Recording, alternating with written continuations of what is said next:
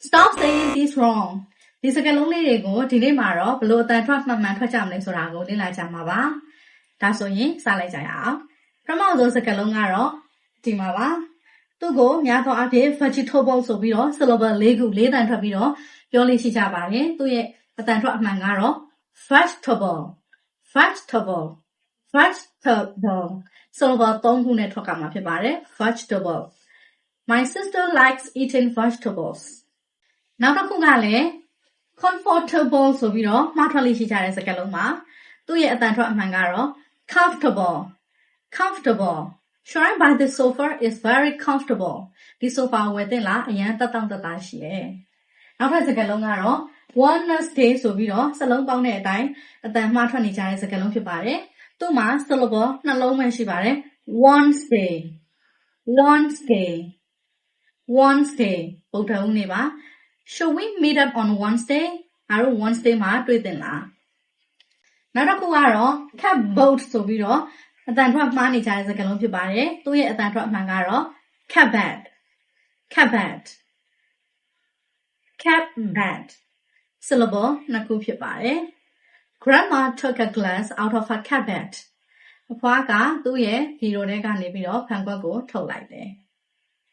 နောက်တစ်ခုကတော့အများအားဖြင့် S တန်ကိုထည့်ပြီးဆိုနေကြတဲ့စကားလုံးမှာဒီမှာ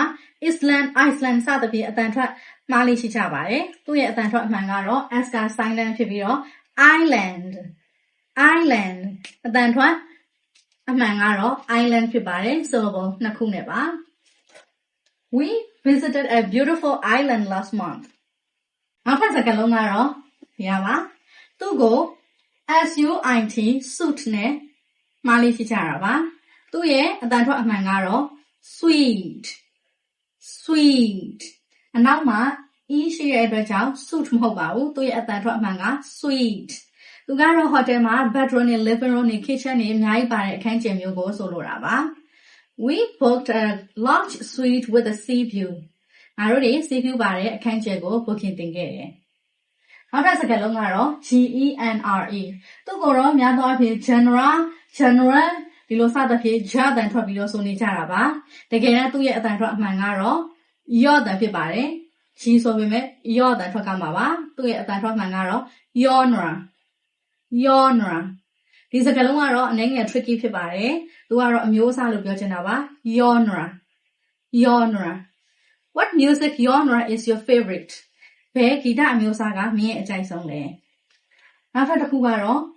anxious စသဖြင့်အတန်ထွက်မှားနေကြတဲ့စကားလုံးမှာသူ့ရဲ့အတန်ထွက်ကတော့ syllable နှစ်ခုပဲရှိပါတယ် anxious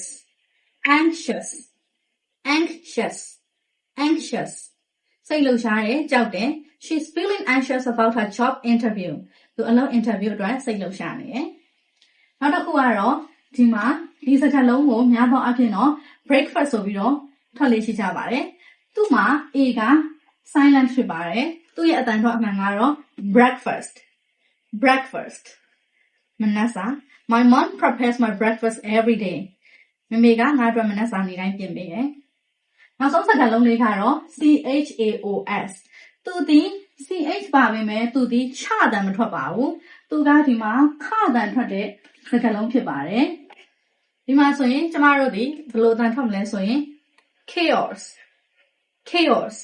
British တွေက chaos လို့ထွက်ပြီးတော့ American တွေကတော့ chaos သူကတော့ကစင်းကလျာဖယိုဖယဲဆိုတဲ့အဓိပ္ပာယ်ရပါတယ် The town was in a total chaos after the earthquake ငလျင်လှုပ်ပြီးတော့မြို့လေးကဖယိုဖယဲဖြစ်သွားတယ်ဒါဆိုရင်ဒီနေ့ကနေစပြီးတော့ဒီစကားလုံး10လုံးရဲ့အဓိပ္ပာယ်ကိုသိပြီးတော့အတန်ထွက်ကိုမှန်မှန်ကန်ကန်ပြောတတ်သွားမယ်လို့ထင်ပါတယ်ဒီလိုမျိုးနောက်ထပ်အကျိုးရှိတဲ့ဗီဒီယိုလေးတွေကိုလေ့လာချင်နေဆိုရင်တော့ like and follow လေးလုပ်သွားနိုင်ပါတယ်အားလုံးကိုကျေးဇူးတင်ပါတယ်နောက်ဗီဒီယိုတွေမှာပြန်တွေ့ပါမယ်ရှင်